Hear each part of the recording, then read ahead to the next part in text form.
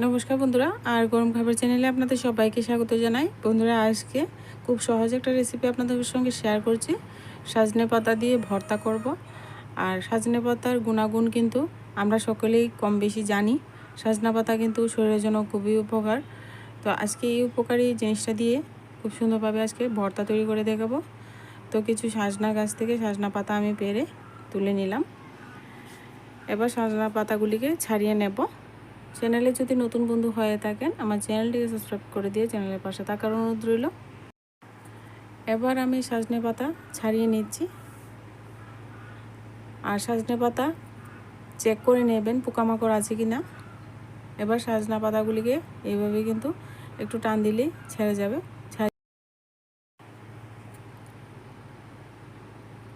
সমস্ত পাতাগুলি ছাড়িয়ে নিয়ে আমি একটা বলের মধ্যে নিয়ে নিচ্ছি। তো দেখুন এইভাবে ছাড়িয়ে নিয়েছি।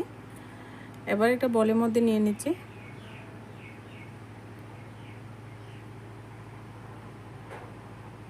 এবার আমি জল দিয়ে ভালো করে একটু ধুয়ে নেব, কারণ পাতার মধ্যে অনেক ধুলোবালি থাকে, তার জন্য জল দিয়ে ভালো করে ধুয়ে নিতে হবে।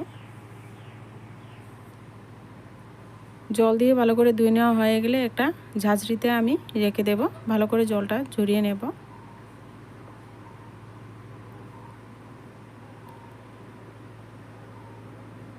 এবার এদিকে চুলায় একটা কড়াই বসিয়ে দিলাম। এর মধ্যে আমি পরিমাণ মতো একটু সর্ষের তেল দিয়ে দিচ্ছি। সর্ষের তেলের মধ্যে এখানে আমি দুটো শুকনো লঙ্কা ভেজে নেব।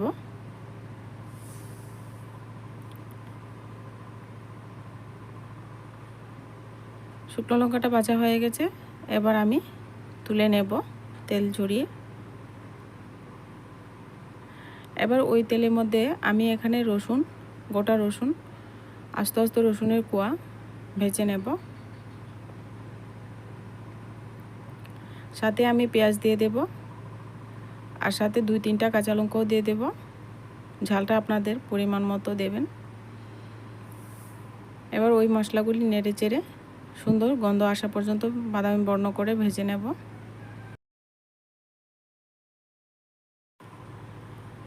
এবার আমি কিছুক্ষণ নেড়ে চেড়ে সমস্ত উপকরণ ভালো করে ভেজে নিয়েছি। এবার একটু বাদামি বর্ণ হয়ে গেছে, সমস্ত মশলাগুলি ভাজা হয়ে গেছে। এবার আমি ওই প্লেটে নামিয়ে নিচ্ছি।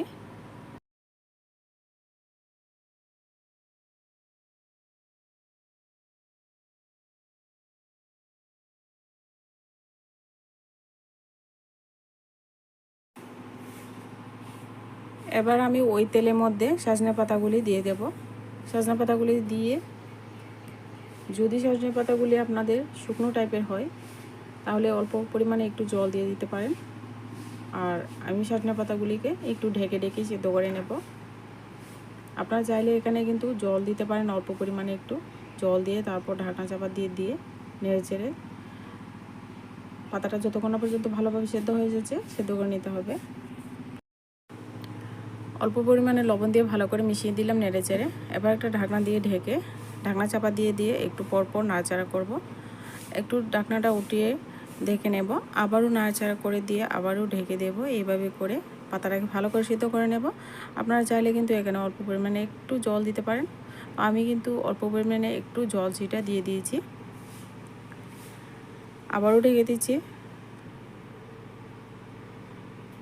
এইভাবে নেড়েচেড়ে যতক্ষণ পর্যন্ত একটু সিদ্ধ হয়ে যাচ্ছে ভালো করে পাতাটাকে নেড়েচেড়ে সিদ্ধ করে নিয়ে ঢাকনা চাপা তুলে এবার কিন্তু নেড়েচেড়ে নামিয়ে নেব।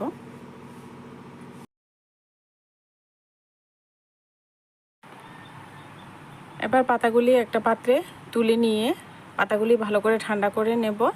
আর এদিকে আমি শিলনোড়া নিয়ে বসে গেছি।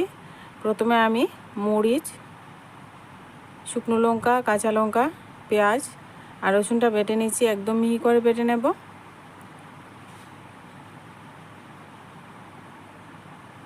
বন্ধুরা, একবার এই ভর্তাটা যারা খাননি কখনো খেয়ে দেখতে পারেন, গরম ভাতের সঙ্গে খুব ভালো লাগবে। এবার পেঁয়াজ রসুন বেটে নেওয়া হয়ে গেছে। এবার আমি পাতাটাকেও মিহি করে বেটে নেব। যাদের কাছে শিলনোড়া নেই আপনারা কিন্তু মিক্সিং জারে ভর্তাটা করে খেতে পারেন। এবার সমস্ত পাতা ভালো করে মিহি করে বেটে নেব। পাতাগুলি একদম সুন্দর মিহি করে বাটা হয়ে গেছে। এবার সমস্ত পাতাটা ভালো করে এবার জমিয়ে এখানে আমি পরিমাণ মতো একটু লবণ দিয়ে দেব। আমি সেদ্ধ করার সময় পাতাগুলি একটু লবণ দিয়েছিলাম, তার জন্য কিন্তু এখানে অল্প পরিমাণে লবণ দিতে হবে।